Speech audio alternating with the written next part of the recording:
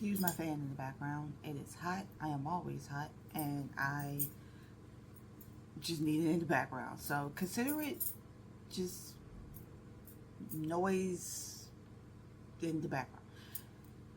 So when I wrote and created Losing My Religion, it was coming up on 7 years of having stopped engaging actively with organized religion.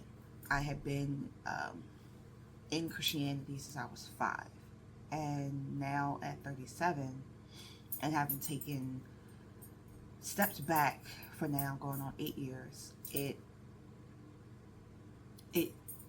is something that I keep coming back to, but more so because I'm looking at the world right now.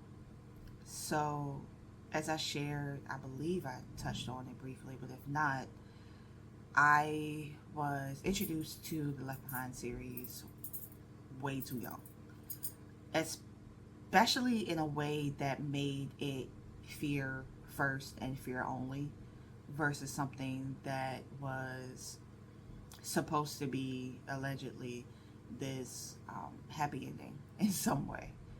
I've later over these years have discovered what it actually is about, and I'm blanking on who created, and I'm actually going to rewatch it.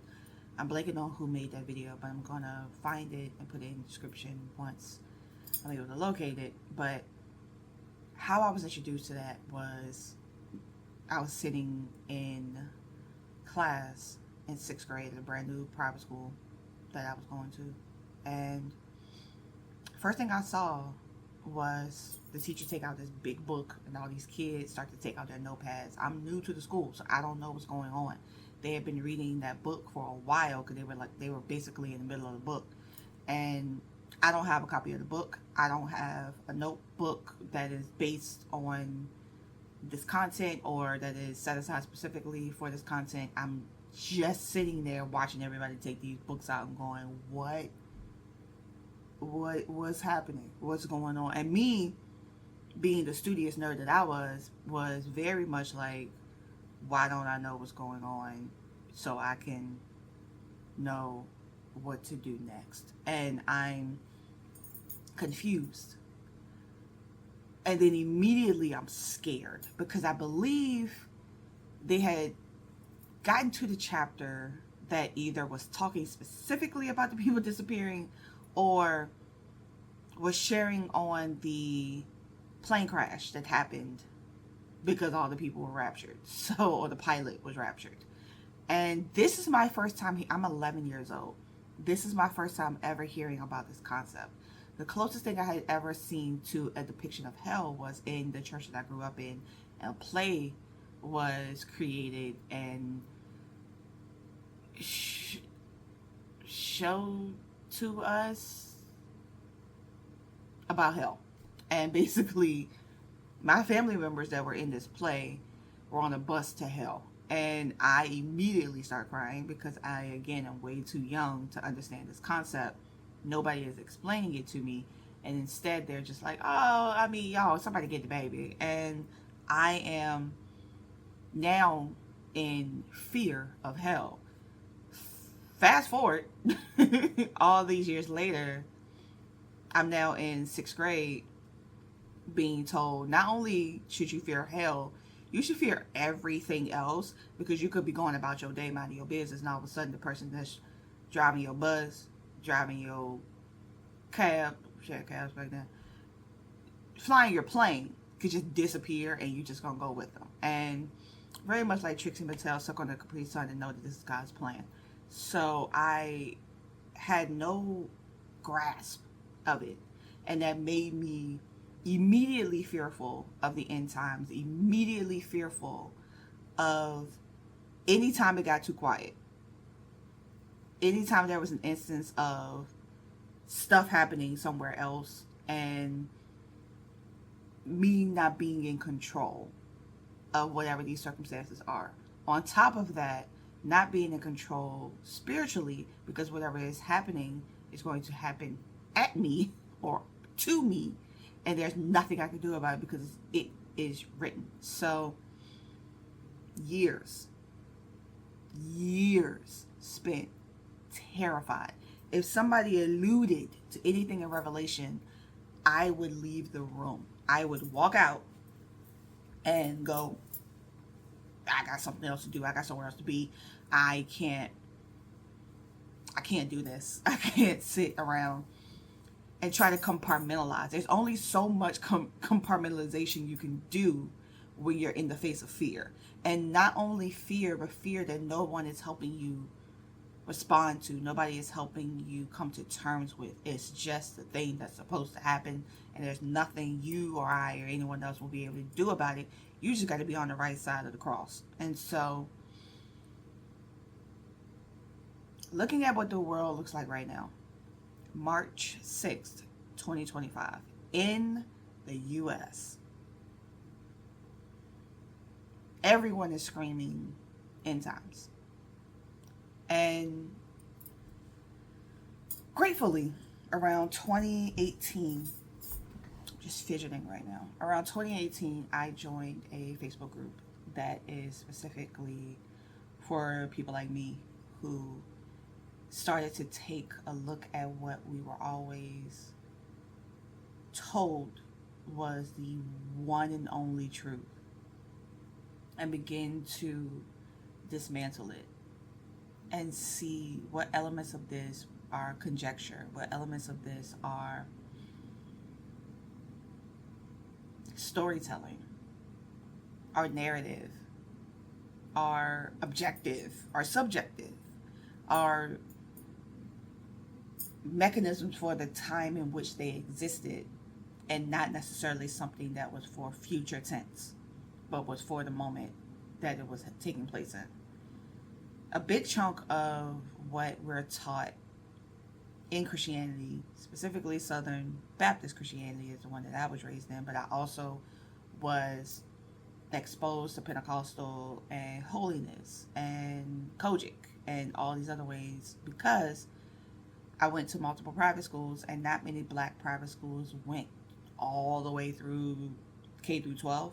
They would stop at certain ages. They would stop at a few of the ones I went to went from like kindergarten to third, or first grade to fifth, or some were just middle school. And so there were only a handful of private schools that went from K through 12, but they were the racist white ones. So, I'm really in a hurry to go there. So my mom wanted me specifically in black private schools, more so Baptist, but there weren't a lot of Baptist ones. So we kind of had to go where we could fit. And so I was introduced to so many different aspects of religion in and around the tenets of Christianity, from the very much Pentecostal, we're going to beat your kids in class, call it corporal punishment, and tell you to your face to not spare the rod, because we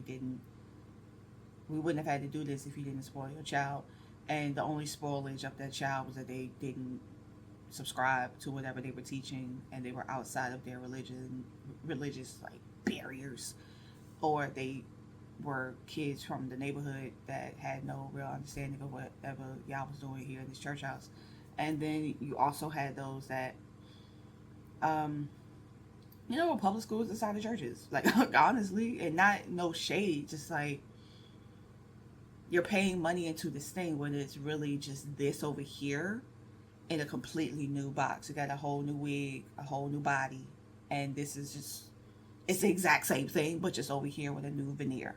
And so I was exposed to so many different elements of Christianity depending on the denomination. And then once I left for college and then came back, the church that I ended up going to until I finally left organized religion was non-denominational, and a good chunk of all of us that were in there came from those varying backgrounds. But even farther, they were Jehovah's Witness, they came from Catholic backgrounds, they came from some went from one tenet to the other. Like it was a very, very much a gumbo of people existing and trying to make sense of this one religious tenet. And so I was grateful to find this group because there were people like me, and they were struggling with their, not only struggling with their faith, but were struggling with what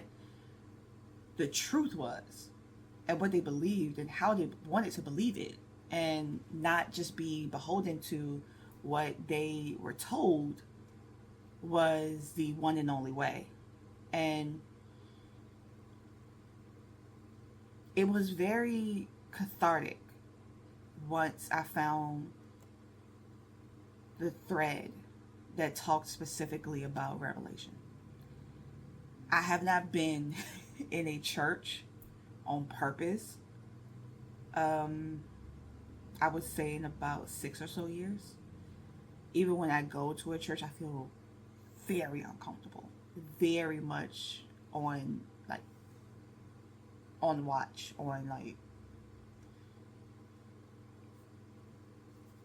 who's going to see me, who's going to want to try to attach themselves to me and tell me all the ways in which I'm going to hell because I believe in something differently, or I stopped believing in this one thing.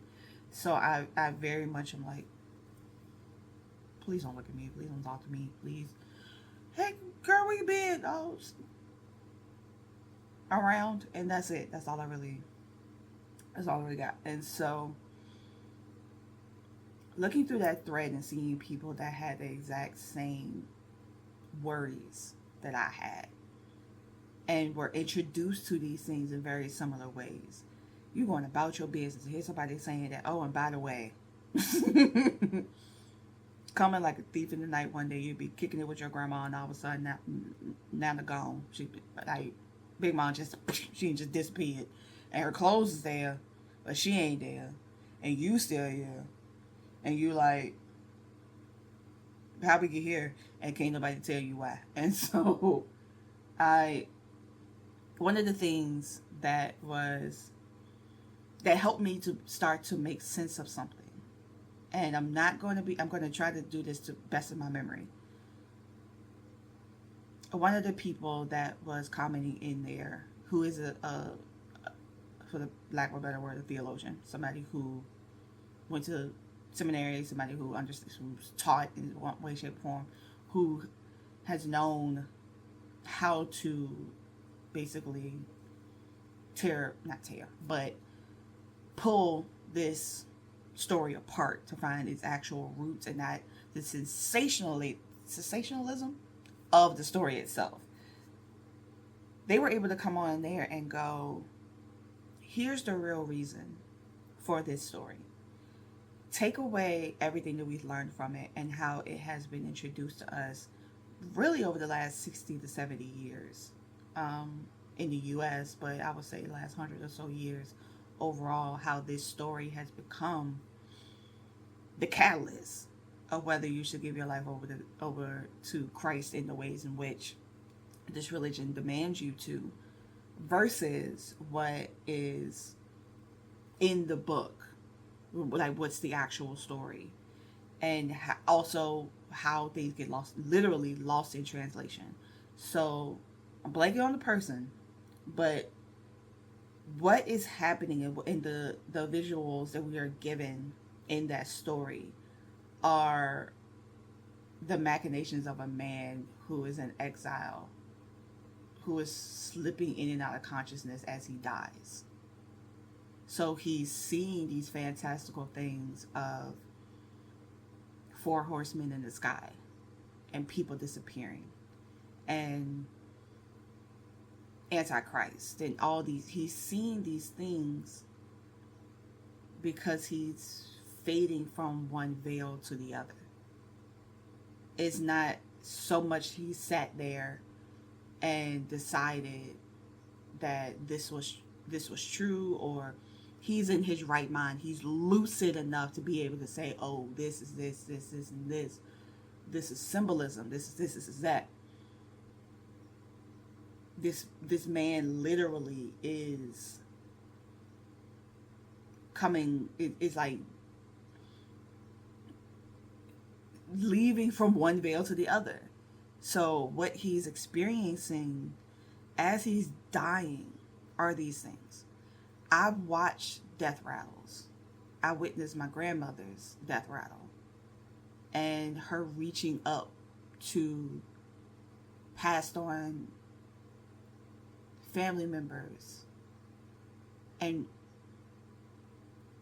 I'm watching her go have one foot on this side and another foot in that side, and her be literally in the middle. And you can't explain those things. She can't explain. All she was saying to us is that she was reaching up for, I want to say it was a cousin or someone that she was reaching, because she said the name and forgot which other family member was there, but she was like, she's been dead for years. She's not saying that to us. To my grandmother, she's saying that to us. She's been dead for years. So that's how we knew that she wasn't going to be here much longer.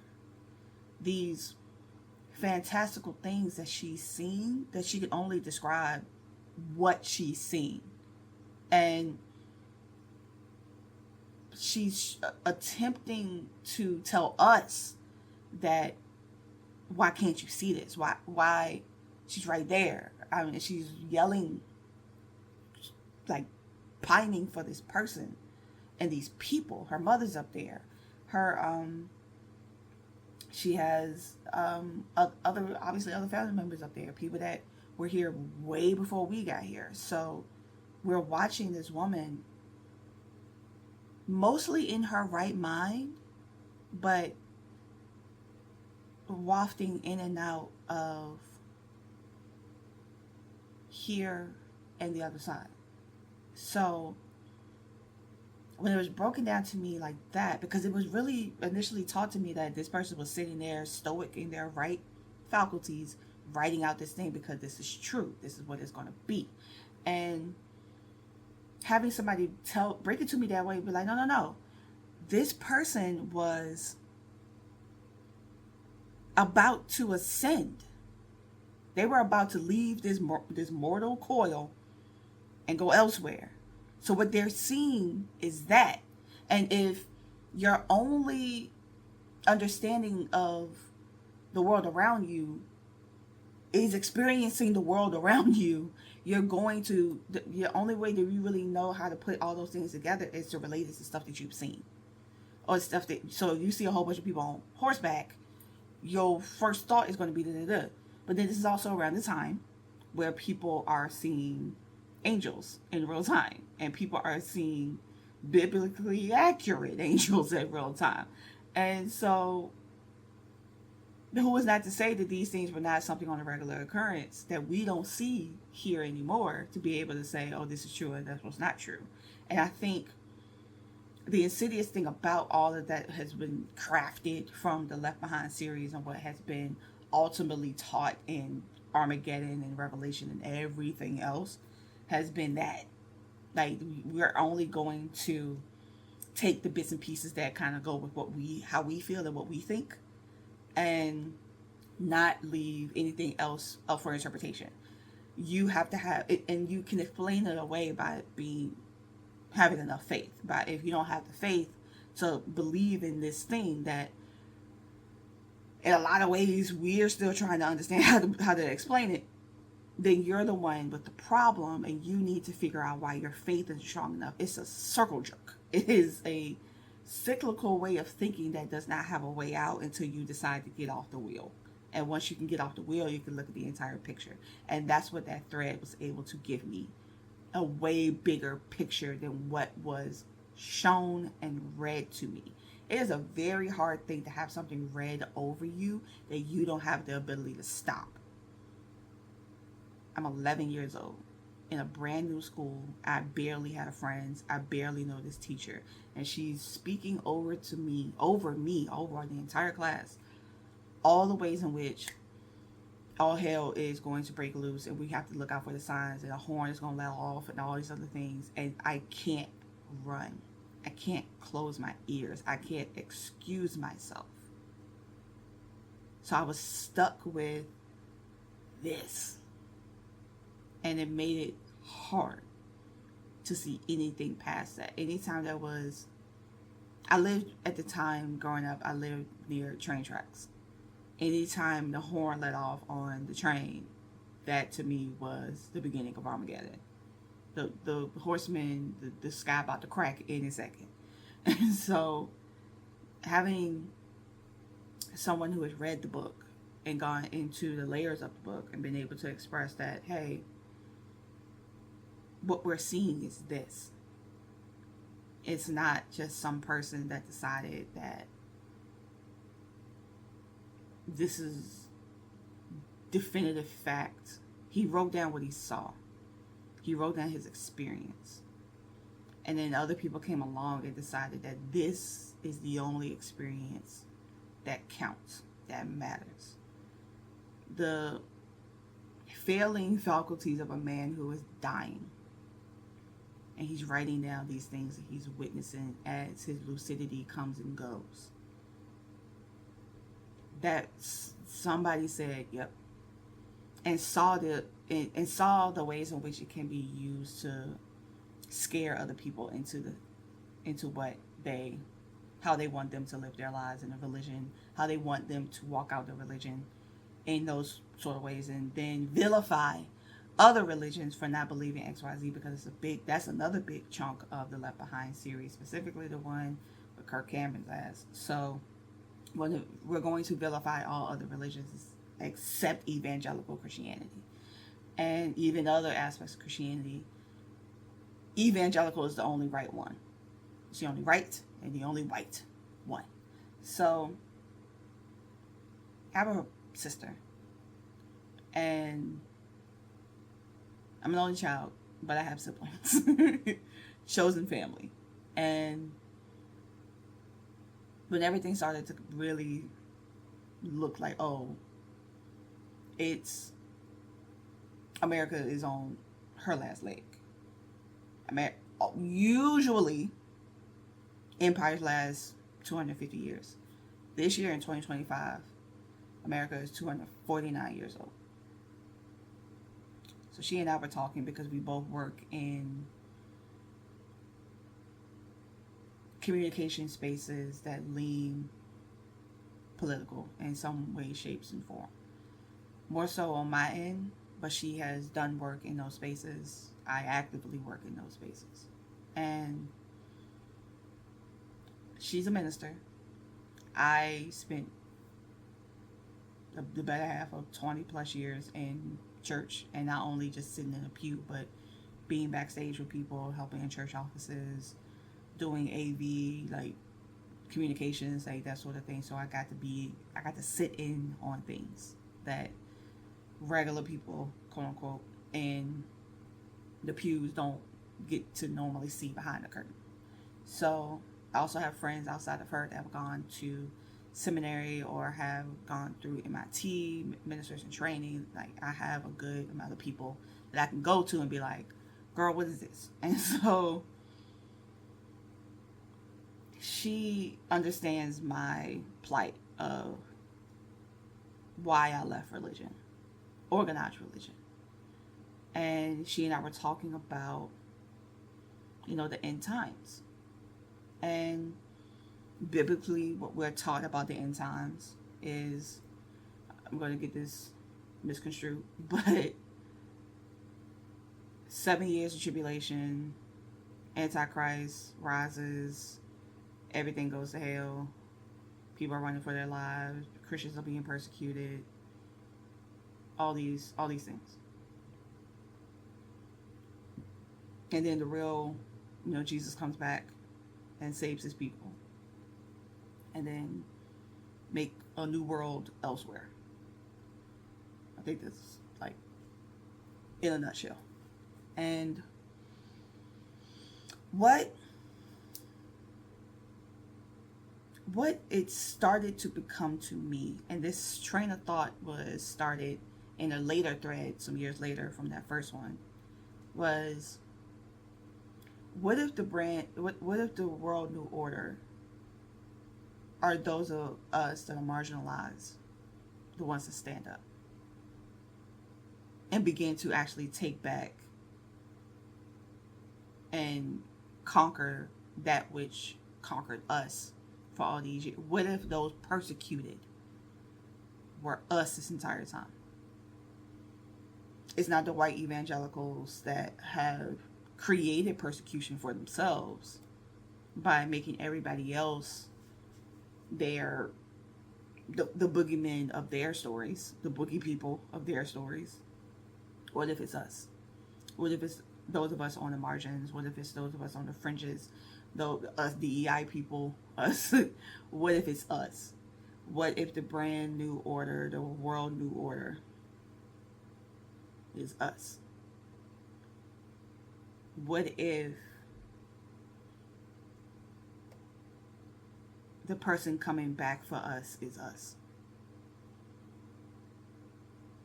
Mainstream Jesus and canon Jesus are two different people. Evangelical Christians balk at canon Jesus, flipping over tables, getting mad at a bush that you knew was not in season, but you got mad at it anyway and killed it anyway because you wanted a fig and they ain't had no fig, so you got mad at the fig tree for not having a fig even though it was out of season. That Jesus?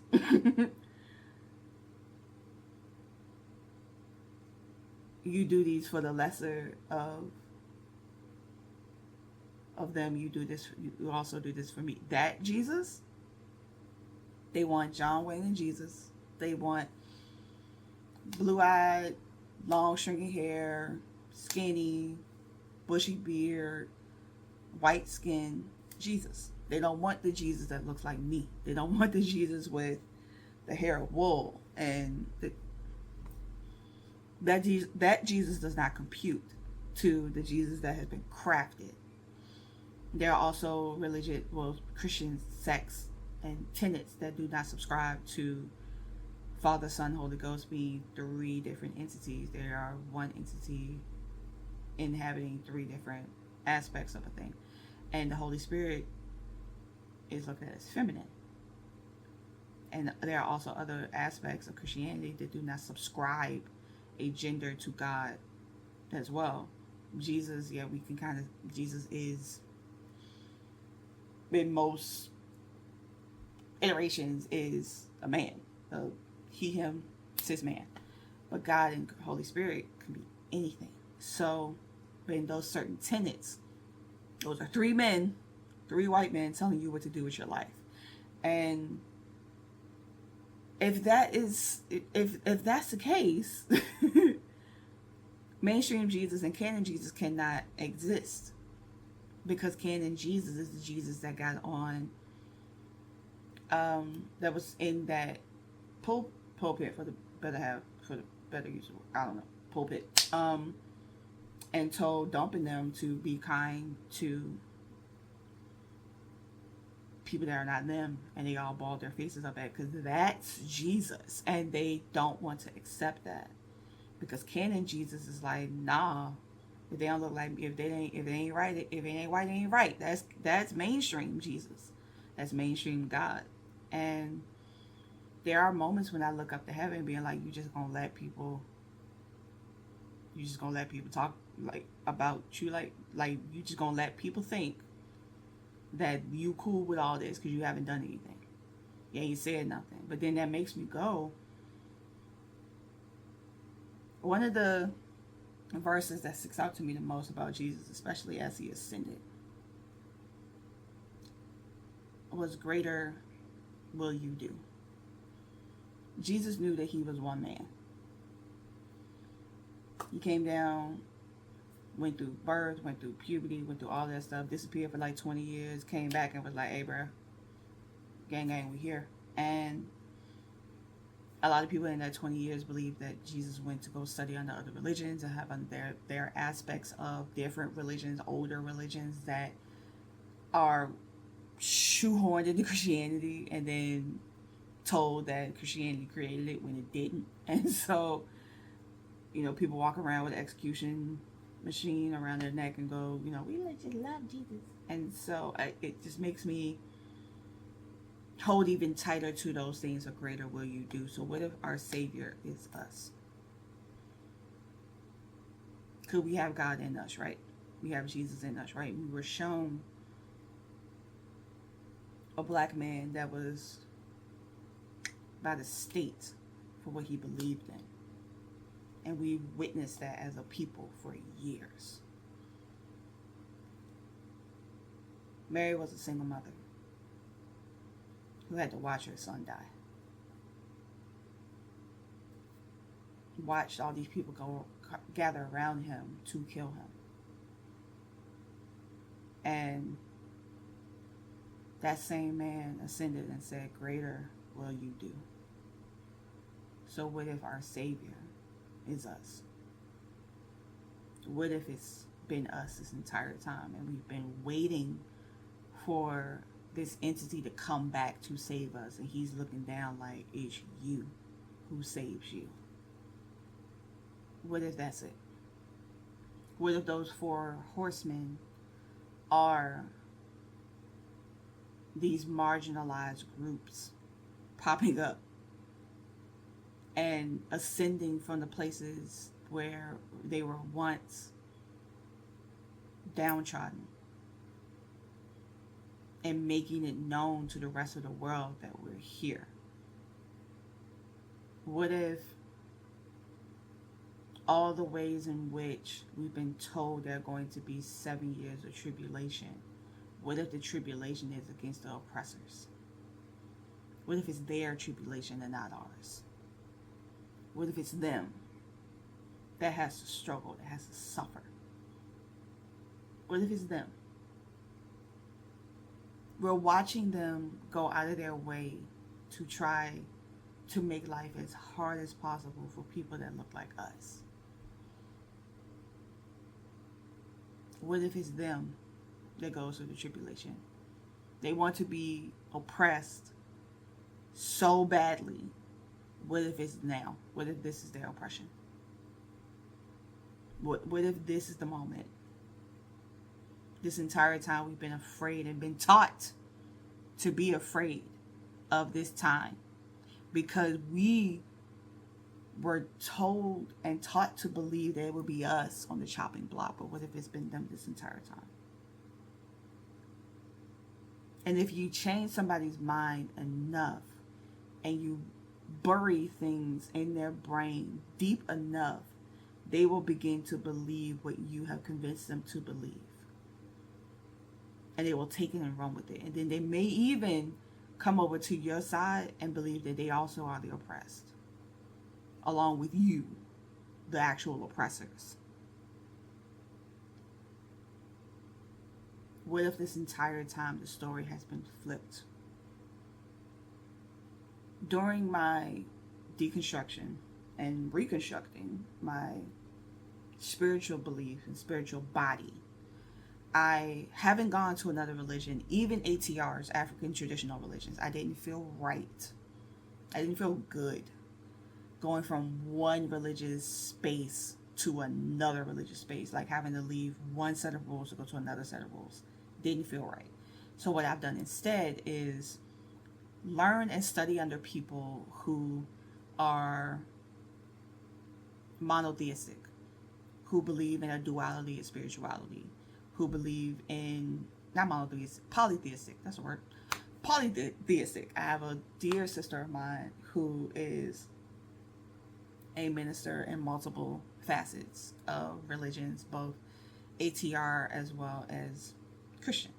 So being able to walk out that duality as a Black woman is what helped me to see I don't have to take off one for the other. I could be all of it.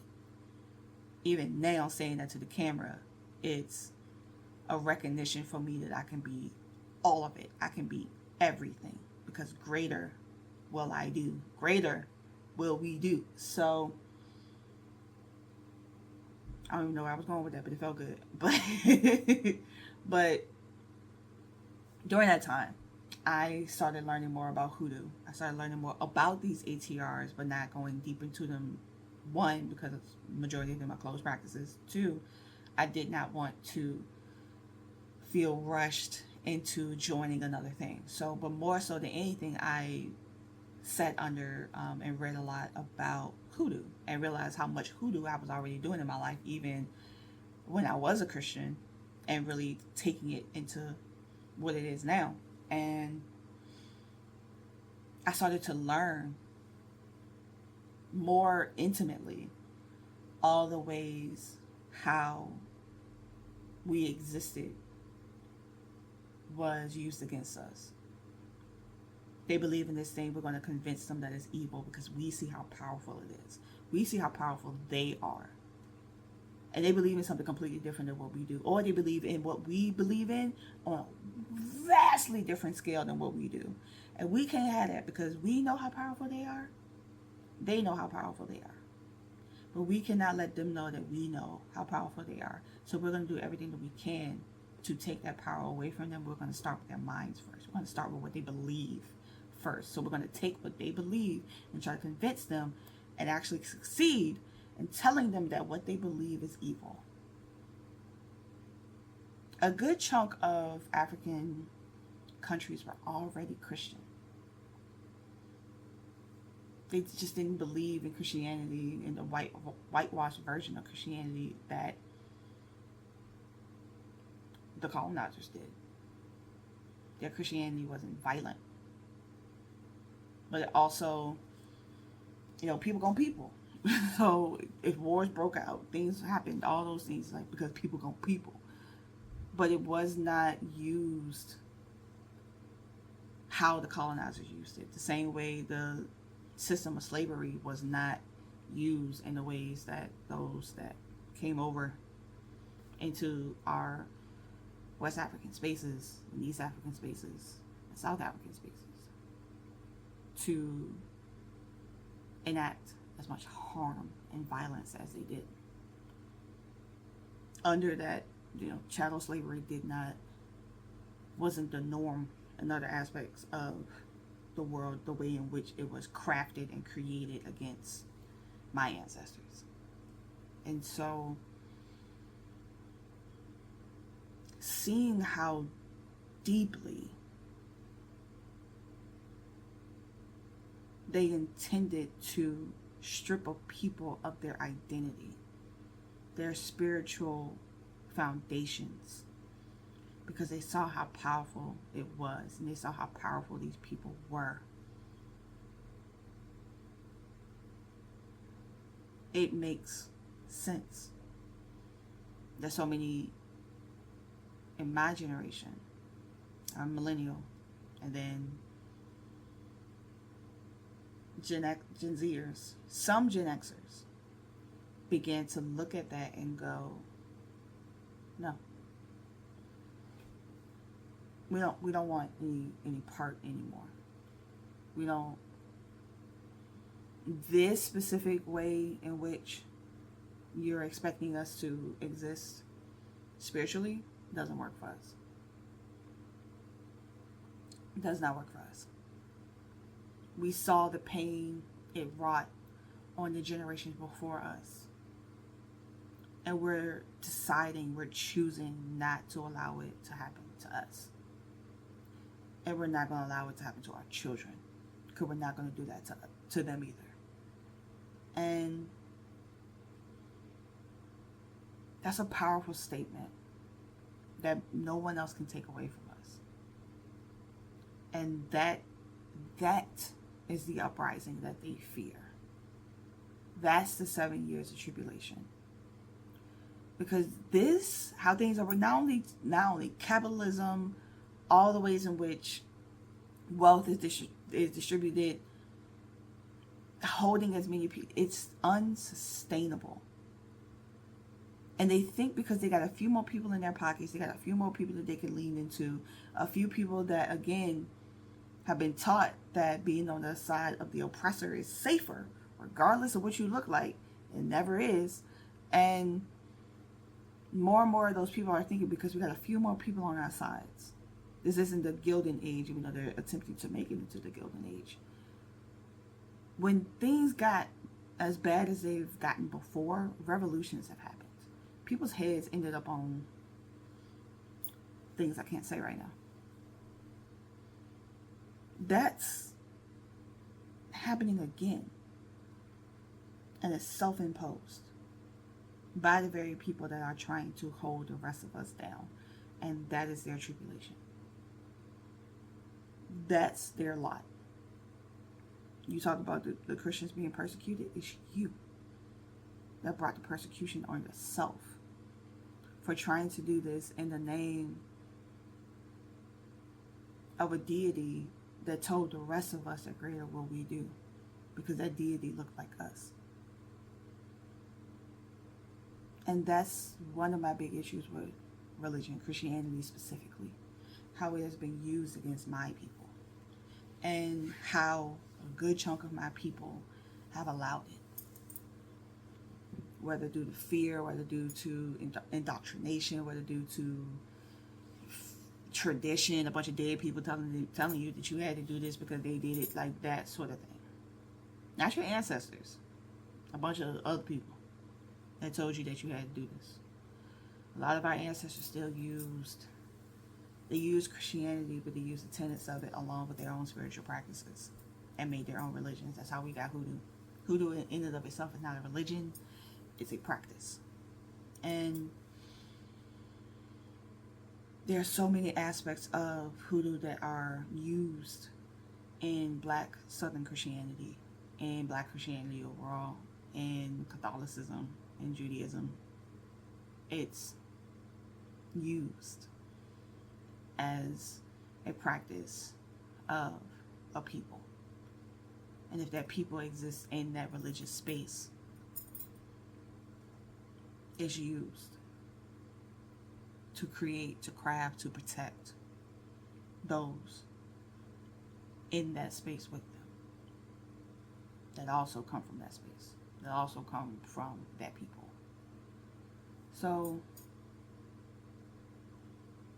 what if the tribulation is us? What if our uprising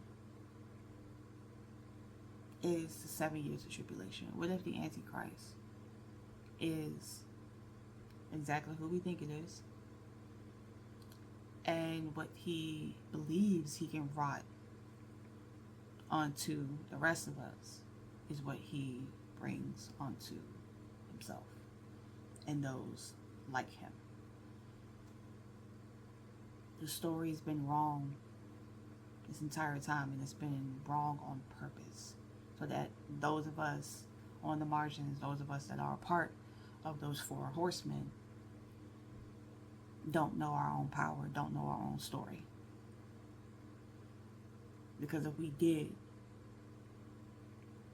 the hell in which they think they're trying to break loose would be nothing in comparison to what we have in store. What if that's it? What if that's it?